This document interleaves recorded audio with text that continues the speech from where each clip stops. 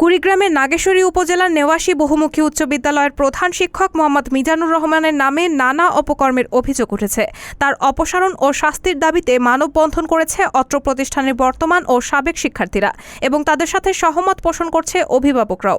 বৃহস্পতিবার সকালে নেওয়াশী স্কুল গেটে এলাকাবাসী ও শিক্ষার্থীদের আয়োজনে ঘণ্টাব্যাপী বিক্ষোভ ও মানববন্ধন পালন করা হয়। ঘটনা সূত্রে জানা যায়, মোহাম্মদ মিজানুর রহমান স্বঘোষিত টাইগার নামের দলীয় পদের প্রভাব খাটিয়ে কয়েকজন সিনিয়র শিক্ষককে ডিঙিয়ে নেওয়াশী বহুমুখী উচ্চ বিদ্যালয়ের প্রধান শিক্ষকের পদটি জবরদখল করার পর থেকে অবৈধ নিয়োগ বাণিজ্য, নিয়োগের আশ্বাসে টাকা আত্মসাৎ, সরকারি উন্নয়ন বরাদ্দের টাকা আত্মসাৎ, নিজের মেয়েকে অবৈধভাবে নিয়োগদান, 15 মাস থেকে স্কুলে উপস্থিত না থেকেও তার মেয়ের বেতন উত্তোলন সহ আরও নানা অপকর্মে জড়িত।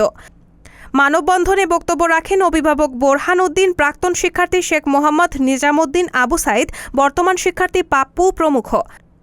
মানববন্ধনে আসা বক্তারা বলেন, আমরা এই শিক্ষকের অত্যাচারে কয়েক বছর থেকে অতিষ্ঠ।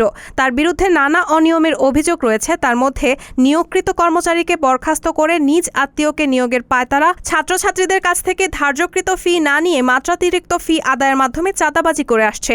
আমরা দুর্নীতিবাজ প্রধান শিক্ষকের অপসারণ চাই। মানববন্ধন শেষে তারা সকলে মিলে নাগেশ্বরী উপজেলা নির্বাহী অফিসারের কার্যালয়ে এসে একটি স্মারকলিপি প্রদান করেন। রায়হানা মুন, সবার কথা।